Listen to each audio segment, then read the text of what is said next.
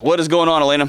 I have been married to my husband for a little over 20 years now, and we have been experiencing over the course of our time together a lot, really, problems with intimacy in our relationship, both emotional and physical intimacy. And I'm wondering how I can get him to see a sex therapist with us. Okay.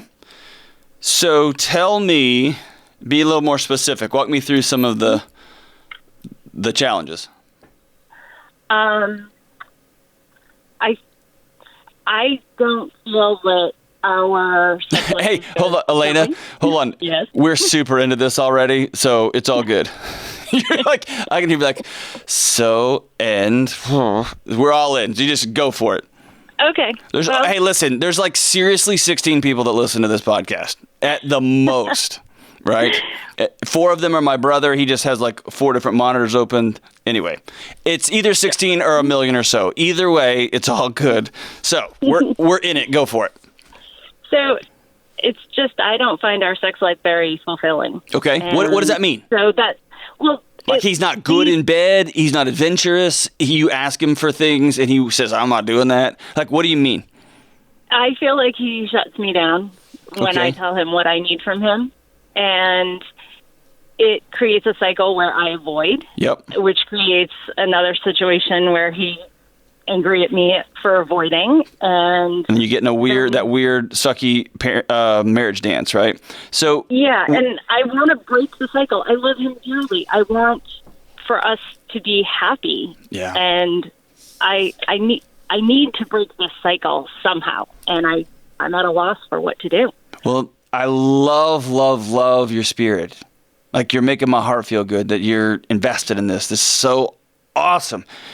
So when you say you tell him what you need, what do you need?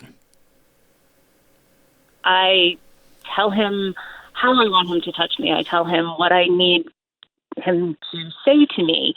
I felt like a kindred to a caller in several shows back where she asked her husband, she felt like she was talking a different love language than her husband, and that her husband was kind of shutting her down. And I'm like, oh, that's me. Yeah. So why does he shut you down? Well, I know that he comes from a rather traumatic upbringing. Okay.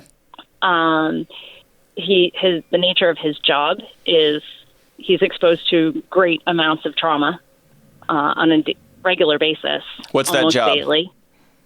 He's in law enforcement. Okay.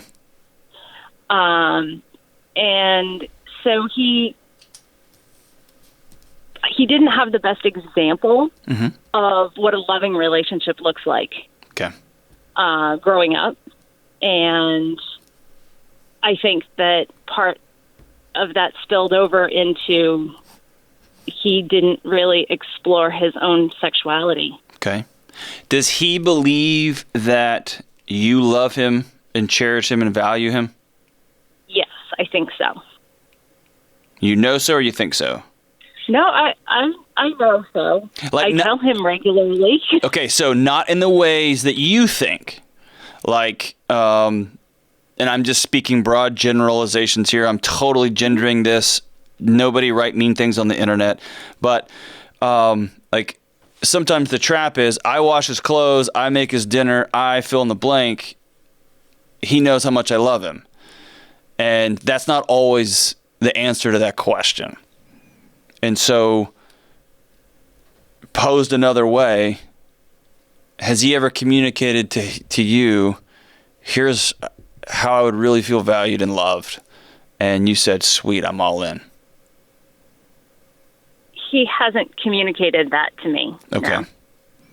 Either verbally or like, even not. So do you love and cherish yourself?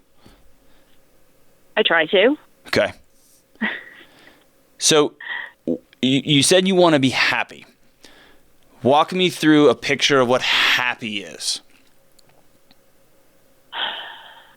That's one of those amorphous words that ends up, the finish line moves on us when we chase it, right? Until we finally know what it is.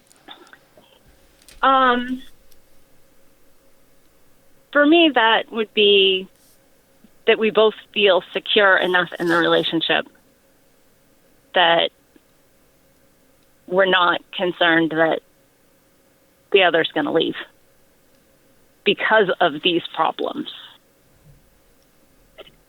So do you think he's going to leave? I have expressed to him that I am fearful that he would. Okay.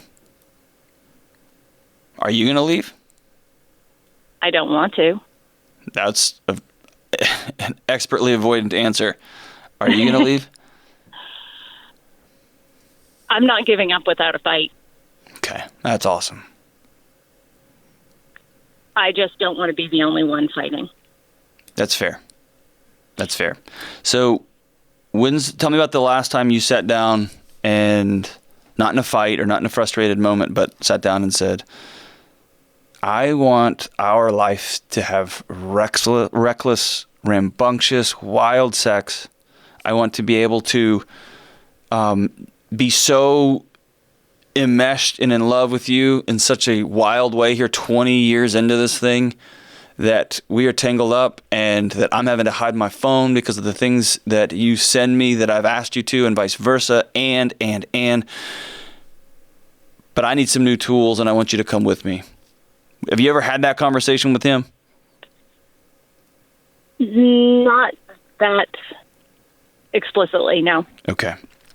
So here's the way forward, especially for somebody who's experienced trauma, sexual trauma, who has a high traumatic job.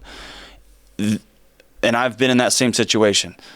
When somebody comes at me, especially with something as sensitive as sex, especially as something as sensitive as my body, something as sensitive as me, right?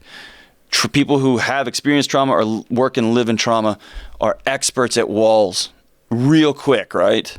And, he's really good at that. Yeah, of course. And even better at mirrored walls. So the things you throw at us, we can throw up a wall real quick and it bounces right back and you end up taking the brunt of your own complaint, right? You feel bad about saying something or trying to get help with something, etc., right? And then you feel more lonely and more lonely, to which then I feel lonely, right? And then I blame you for my loneliness and we just get in this weird circle.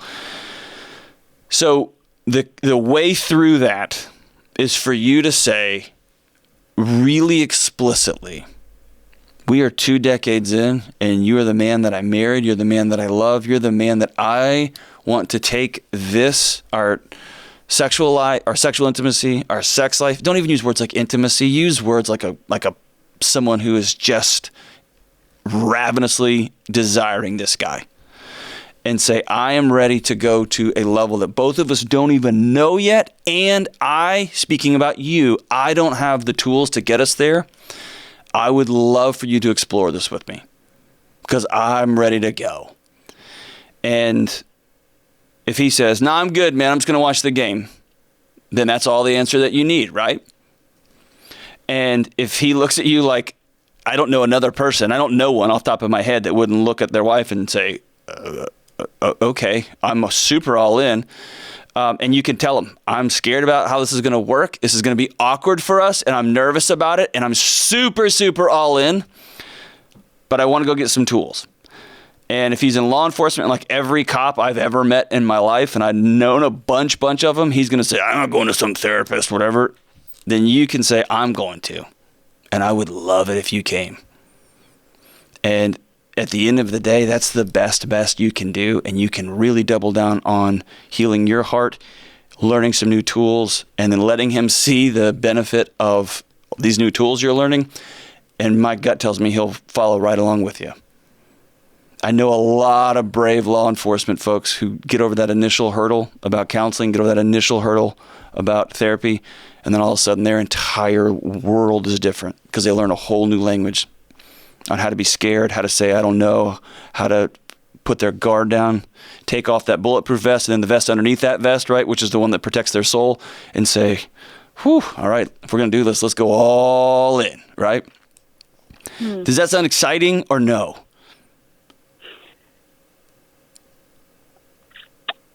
exciting and scary. Yes. Tell me about scary. The scary is, what if he just says no? Yes. And that's me. And that's on me. No, Elena, that's on every human in the world. Every single person listening to this or watching this just went yes. Because every relationship, whether it's 2 weeks or 20 years, is a risk. And every time you say, hey, there's one more thing. I learned more about my wife. We've been together for over 20 years, dating and married. I learned a lot about her this year. And she learned a lot about me that I didn't know. And she didn't know. Whoa, right? And so it's a risk. It's a super risk. And it's scary. But what's the alternative? Is just to sit there and continue to let the air slowly drain out of this thing. You see where it's headed. You know where it's headed. Mm-hmm. He knows where it's headed. So at some point, somebody has to turn and face this fire and say, I'm going to be the one. And you said it here, right here to me. You said, I'm not going down without a fight.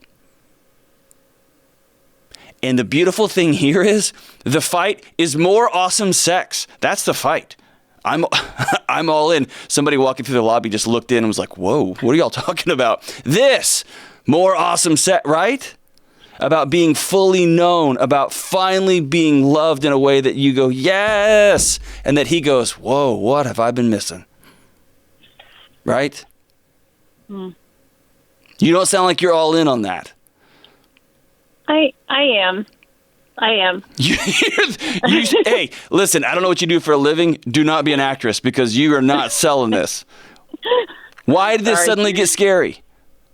No, You've known him for 2 decades. Why does he get scary all of a sudden? I don't know. It's not scary in that. It's just I'm hoping he's going to go along for the ride. Okay, so let me tell you this. You ready? Don't hope.